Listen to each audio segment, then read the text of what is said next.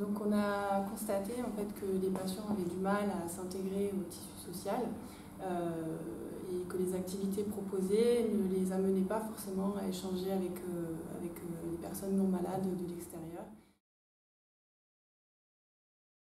Donc la solution qu'on a trouvée, et qui est aussi en lien avec ce qui nous attire aussi en tant que soignants, serait de construire une activité à l'extérieur, donc en relation avec la cité, avec des personnes extérieures, et de le mettre en lien avec une association basée sur la permaculture qui s'appelle Chilakong. Donc ce serait en fait un jardin partagé qui permettrait d'apprendre sur des notions de permaculture et de pouvoir ensuite réfléchir ensemble et à long terme de pouvoir construire une parcelle avec dans un premier temps l'accompagnement des soignants. Alors les possibles évolutions seraient que justement il y a un lien qui se crée entre les adhérents non malades et les adhérents et les patients de notre centre, et qui puissent peut-être y aller le week-end librement sans l'accompagnement des soignants. Et ensuite de perpétuer, de pérenniser cette activité avec des soignants, on va dire, formés aussi en permaculture si possible.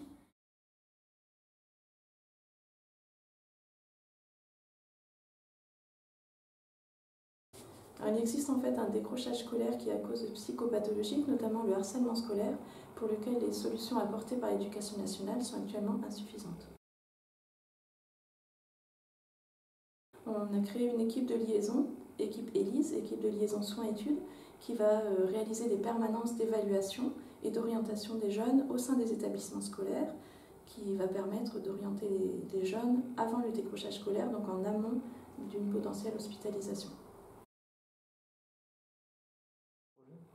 Il serait bien que ce dispositif après permette de mailler tout le territoire auvergnat, de faire un maillage de la carte scolaire entière, ainsi que peut-être dans les autres CHSM qui disposent d'assez de pédopsychiatres pour mettre ça en place.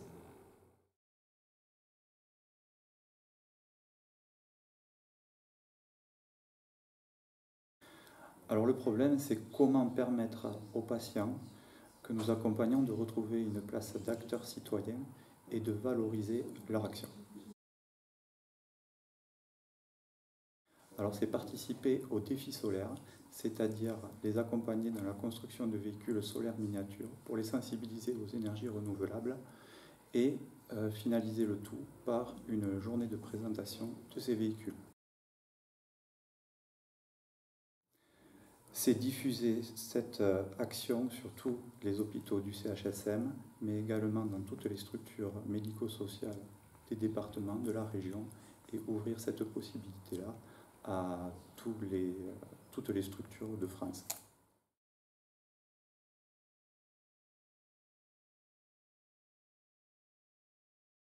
Le problème identifié était le manque d'offres de soins de réhabilitation de type éducation thérapeutique, remédiation cognitive et d'habilité sociale au sein de l'hôpital pour des personnes qui sont justement hospitalisées depuis très longtemps, où on a besoin d'avancer dans les projets et donc de travailler sur le fonctionnement très profond de la personne. Nous aimerions proposer au sein de l'hôpital et de la Fédération socio-culturelle et thérapeutique de Sainte-Marie une offre de soins plus complète avec des ateliers de remédiation cognitive, d'habilité sociale, de travail avec les aidants, mais également de travail sur les émotions, sur la mémoire, et d'avoir des ateliers disponibles pour tout patient. Ces ateliers seront évalués avant et après par des tests spécifiques avec des neuropsychologues afin d'évaluer l'amélioration ou non de la personne sur les objectifs ciblés. Nous aimerions que ce travail puisse être en continuité sur l'extra-hospitalier, qu'un centre référence puisse se développer près de nos locaux et que nous puissions initier le travail en intra-hospitalier et le adresser pour la poursuite sur le territoire.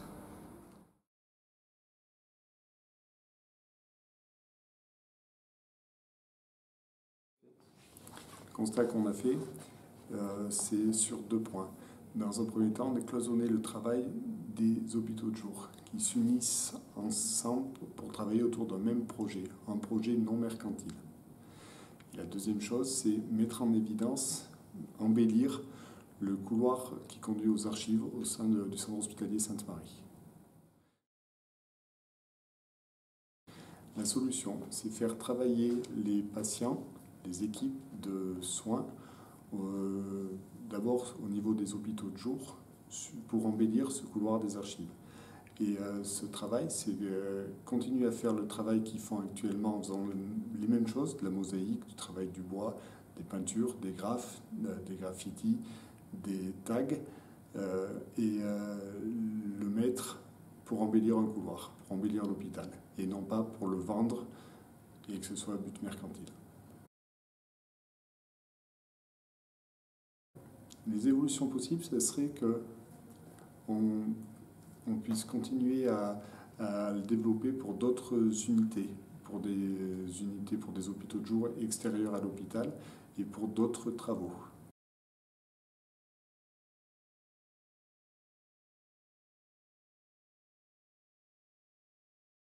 La maladie psychique a des conséquences lourdes sur l'image qu'ont les patients d'eux-mêmes et sur leur confiance en eux-mêmes.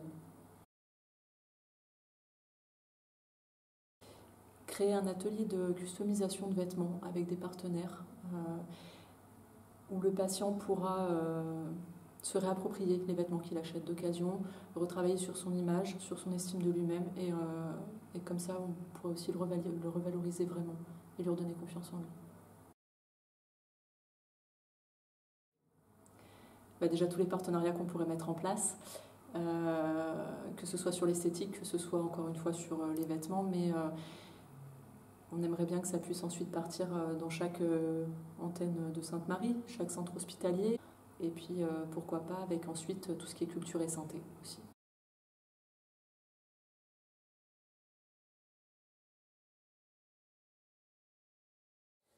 Un manque d'identification qui avait un impact négatif et qui limitait un petit peu, on va dire, la facilitation du parcours de soins, ou du parcours de l'usager en tout cas.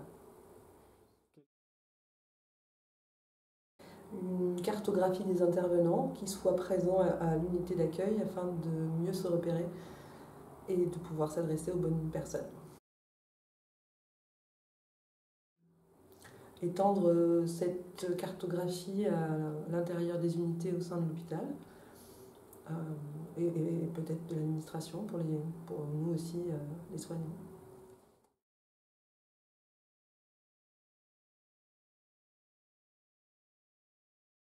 Alors le constat qu'on a fait, c'était qu'il y avait peu de prise en charge de la douleur chez les patients hospitalisés en psychiatrique non médicamenteuses. Donc il a fallu qu'on réfléchisse pour voir ce qu'on pouvait faire comme projet par rapport à ça. Les solutions qu'on a envisagées, c'était la méditation. Donc on a comme projet de créer un atelier avec des séances de méditation de pleine conscience pour la prise en charge de douleurs physiques chez les patients hospitalisés. Alors l'évolution, c'est déjà de l'étendre au CMP, aux hôpitaux de jour, et pourquoi pas de passer à la souffrance, à la prise en charge de la souffrance psychique, qui sera à définir, mais je pense que la méditation de pleine conscience serait très intéressante pour ce type de prise en charge.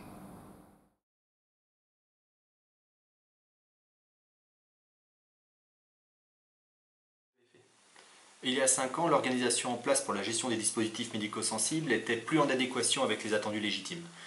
La situation pour les professionnels de santé était compliquée avec un parc de matériel disparate, vieillissant, non suivi et beaucoup de temps perdu à chercher régulièrement le matériel dont ils avaient besoin.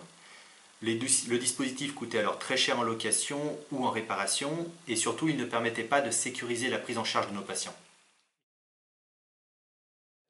Notre solution a été celle d'une organisation permettant de connaître à tout moment l'état du parc des DM sensibles, mais également organiser les prêts entre unités, suivre les locations, mettre à disposition les modes d'emploi et cibler les réels besoins. Et mieux qu'une classique GMAO, le système s'autorégule car les utilisateurs participent à sa gestion à travers l'outil dédié. Aujourd'hui, nous suivons 247 appareils répartis sur 34 unités et après 5 ans, nous avons réduit par 3 le nombre de locations et diminué de plus de 50% les dépenses de maintenance. Arrivé à maturité, notre projet réside dans sa possible expansion à une plus grande échelle pour apporter, nous l'espérons, les mêmes résultats et sécuriser toujours plus la prise en charge de nos patients et de nos résidents.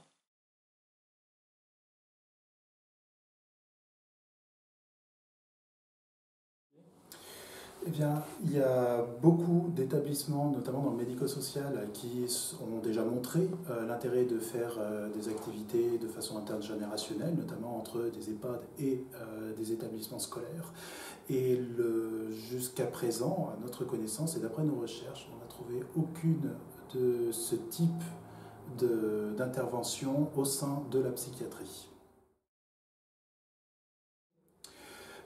Ce que nous voulons proposer, c'est un atelier. En l'occurrence, on s'est orienté vers un atelier thérapeutique de type cuisine thérapeutique qui soit ouvert et qui mette ensemble des personnes âgées de plus de 65 ans et des adolescents, donc entre 12 et 18 ans.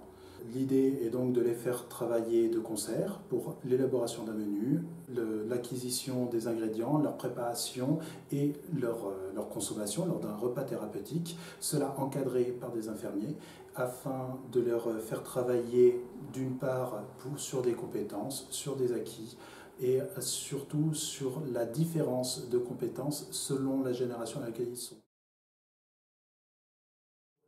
Débuter l'atelier probablement début 2019, en dégager des critères d'efficacité que nous pourrons à terme englober dans une vraie échelle nous permettant d'en évaluer l'intérêt pour nos patients.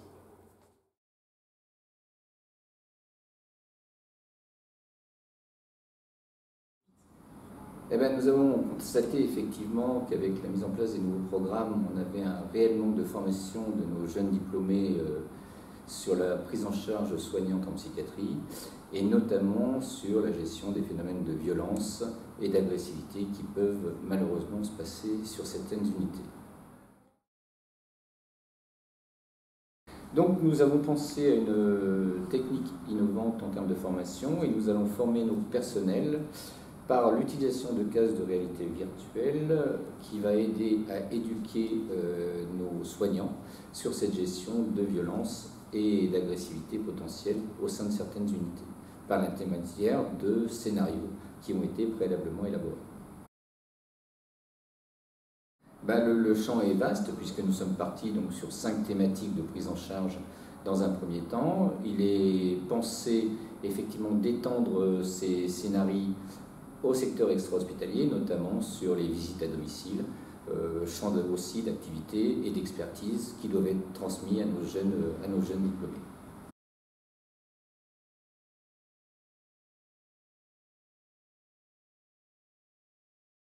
Alors, la problématique qu'on a identifiée, c'est le système de santé induit une hiérarchie du savoir qui entrave le rôle d'acteur du soin des patients. Alors la solution qu'on a apportée, c'est un jeu de plateau qui s'appelle le jeu maîtrise. C'est un jeu collaboratif et ludique qui va favoriser l'apprentissage en ce qui concerne le médico-social, le parcours de soins ou sur les ressources que les usagers peuvent avoir. Donc c'est un jeu qui se joue avec un dé et 2 petits personnages qui sont là.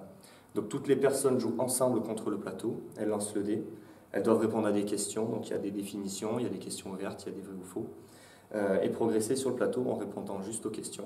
Si jamais elle se trompe, c'est le maître du jeu qui avance. Voilà. Alors, les évolutions possibles, il y a on peut parler de l'autonomisation du patient, puisque le patient n'a pas besoin d'une personne, d'un soignant qui va l'accompagner, qui va donner les réponses, puisqu'il y a un livret de réponses qui est fourni avec le jeu, donc il y a les règles du jeu, le livret de réponses. Et à plus long terme, on peut imaginer développer le jeu dans d'autres structures médico-sociales.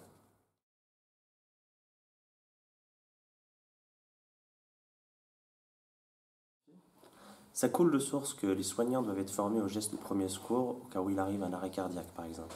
Mais on oublie le personnel non soignant et surtout les patients, qui sont eux aussi citoyens et dont c'est le devoir de connaître tous ces gestes.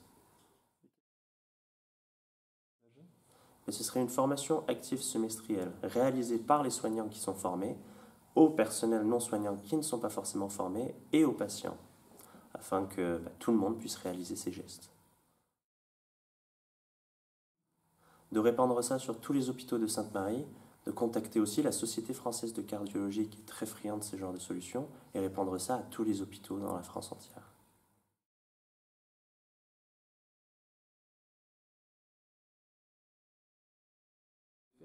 Alors le problème identifié, c'était que les patients les plus chroniques et les plus déficitaires de l'hôpital n'avaient pas de lieu d'espace détente adapté qui soit justement en dehors de l'hôpital et qui soit accessible facilement et rapidement.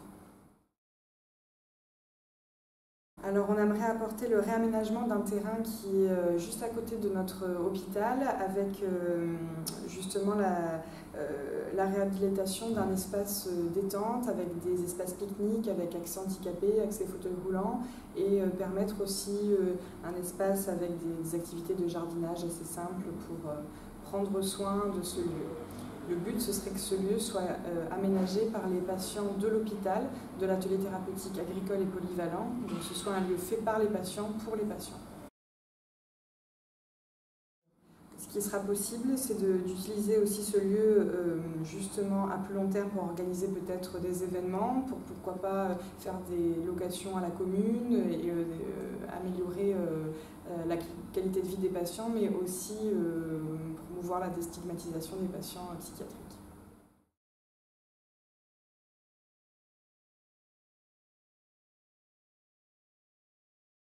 Le constat, c'est qu'à l'échelle de l'institution, ici à Clermont, on n'a pas d'espace d'accueil qui permet de rassembler les usagers, mais aussi les professionnels, voire même les partenaires extérieurs.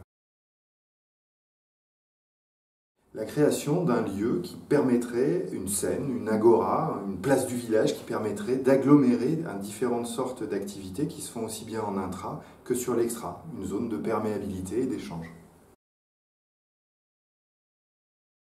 Et bien justement, qu'il y ait par exemple aussi bien l'art-thérapie qui puisse s'y exposer, mais que du mécénat qui puisse s'y exprimer de l'extérieur, des partenaires professionnels, des associations, et au cœur, l'usager, et notamment l'UNAFAM.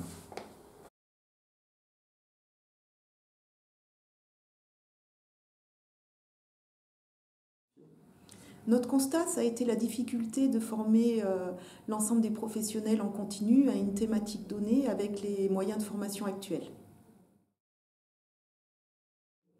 Donc rendre accessible la formation à tous et à tout moment par des vidéos tutos consultables sur intranet. Donc l'évolution, ça serait bien sûr de développer à d'autres thématiques, à d'autres corps de métier.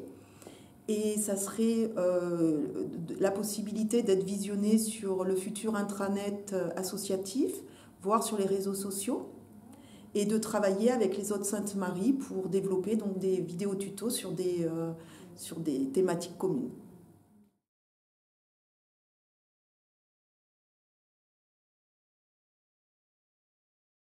Nous avons constaté dans notre activité auprès des patients que les particularités individuelles ne sont pas suffisamment évaluées, explorées et exploitées.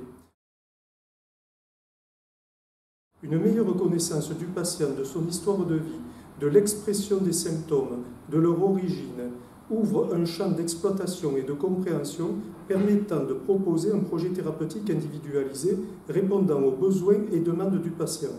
Cette approche positionne le patient au centre de sa prise en charge. Notre réflexion sur ce thème nous amène à proposer des outils pour atteindre nos objectifs, être plus efficaces. Cette approche aura des répercussions positives sur le vécu professionnel des soignants, mais également sur la stigmatisation si fréquente du patient. Cette étape du parcours pourra se poursuivre dans le projet en aval avec les équipes qui prendront soin du patient après son séjour hospitalier.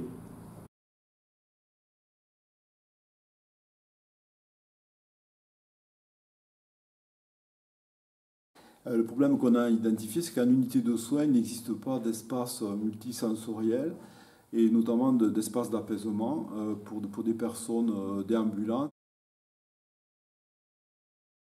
Et le projet s'est proposé donc une pièce qui serait en capacité d'accueillir, de permettre de traiter la déambulation et tout ce qui a à voir avec les problèmes d'agitation dans un service de moyen séjour géronto-psychiatrique. Si donc ce projet se déroule au mieux, on peut imaginer qu'il peut être pilote au sein de l'hôpital. Il y a déjà 2 autres unités qui seraient intéressées pour développer ce type d'espace.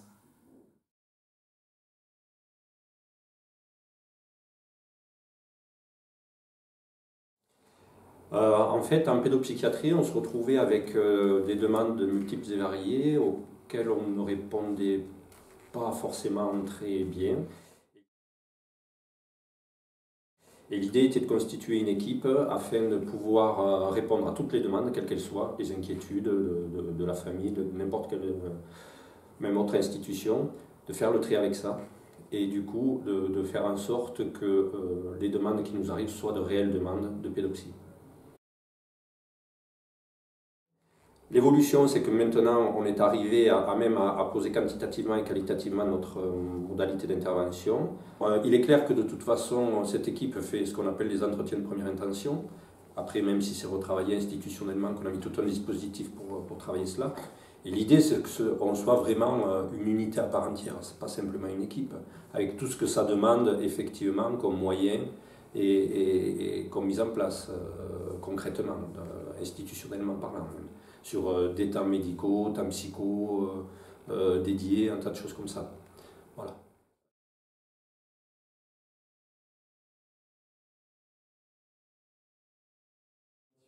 Alors, travailler dans une équipe et se sentir à sa place quand on souffre de maladies psychiques ou de troubles intellectuels, c'est parfois très compliqué. Nous voulons proposer aux usagers une activité autour de la ruche pour faire le parallèle entre l'importance de la place de chaque abeille dans la ruche et celui de chaque travailleur à l'ESAT. Il s'agit d'abord d'un côté artistique de réaliser un livre ruche en volume. Les rayons seront utilisés comme pages pour représenter tout ce que l'on peut partager. Alors l'objectif final est d'implanter des ruches en activité dans nos belles terrasses que l'on va rénover et ainsi produire du miel pour compléter nos futurs paniers de volailles, œufs et légumes. Un projet qui va y s'aimer, c'est sûr.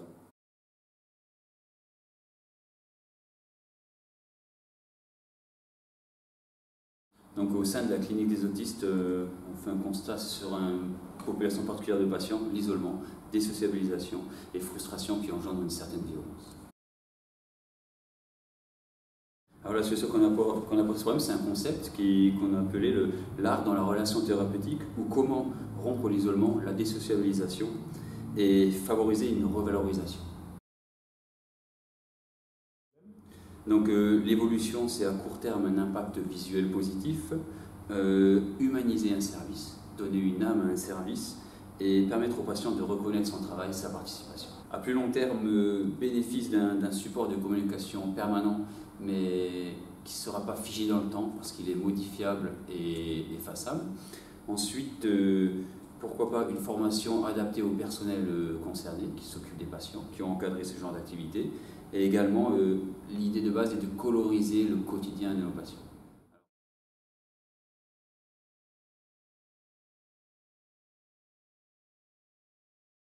Alors, le problème qu'on a identifié, c'était qu'on avait des difficultés à mobiliser les salariés en interne pour toutes nos actions de sensibilisation. Donc c'était assez compliqué de les mobiliser. Alors en cas d'événement indésirable survenu dans une équipe, si un retour d'expérience est fait dans l'équipe, ce retour d'expérience n'est que très rarement déployé au sein de l'ensemble de l'établissement. L'idée, c'est à partir de la semaine de la sécurité des patients, notre idée c'était de créer une chambre des erreurs, mais pas forcément une chambre des erreurs comme un musée pour lequel les salariés pourraient venir et visiter et voir les erreurs qu'il ne faut pas faire, mais plutôt un escape game. On veut surfer sur l'engouement actuel des escape games pour proposer la première escape room en santé mentale. Le but pour les professionnels en équipe sera de répondre à des énigmes qui ont été travaillées à partir de nos événements indésirables survenus.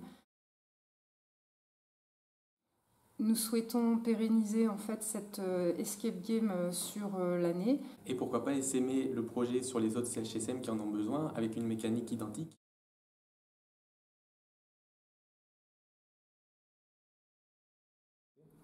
Alors un triple constat, le manque de formation en psychiatrie des infirmiers, le fait que la santé publique soit peu traitée dans les unités de soins et le rôle de transmission des soignants dans les unités également auprès des étudiants, de transmission d'expérience des savoirs. Alors c'est un partenariat entre les IFSI avec les étudiants deuxième année qui valident une UE, l'UE 5.4 en santé publique, pour des interventions de santé publique auprès des unités de soins dans les structures de soins. Alors, il est tout à fait transférable, il est tout à fait aussi dans la politique de santé française, puisqu'il va tout à fait dans le sens du rapport Vaillant, qui est de former les étudiants à la santé publique dans les lieux de soins. Et il peut être décliné dans tous les IFSI et dans tous les établissements de psychiatrie en France.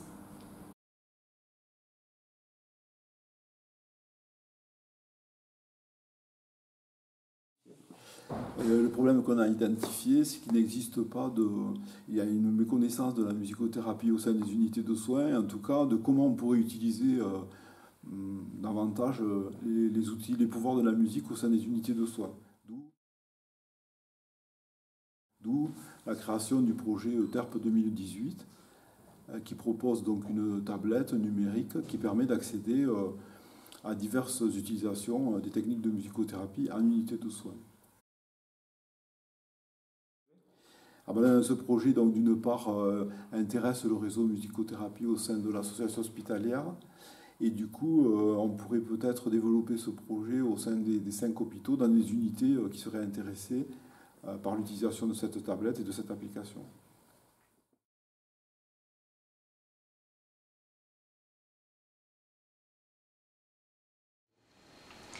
À l'hôpital de jour l'ergothérapie, les patients fabriquent différents objets qui sont ensuite destinés à la vente. L'idée, c'est sortir de ce côté mercantile.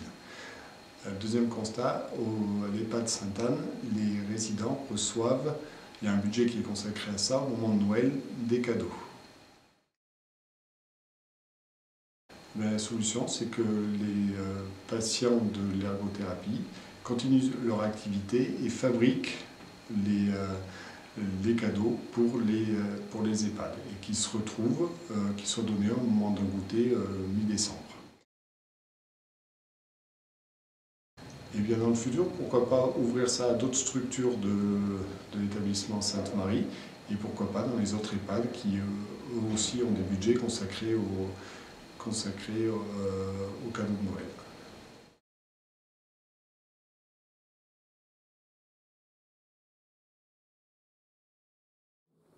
Donc, je suis infirmière en psychiatrie dans une unité fermée et le problème essentiel de l'unité fermée, c'est qu'il y ait des patients qui restent là au long cours et qui restent donc sans projet thérapeutique et sans activité thérapeutique.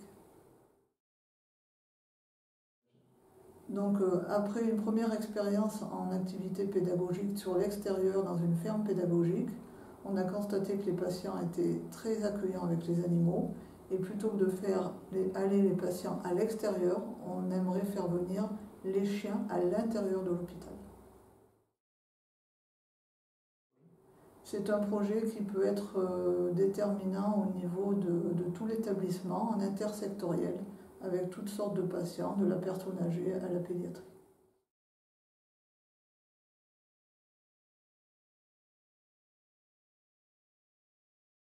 Le problème identifié est le dénuement très important des patients hospitalisés à Sainte-Marie et leur manque de motivation à se vêtir.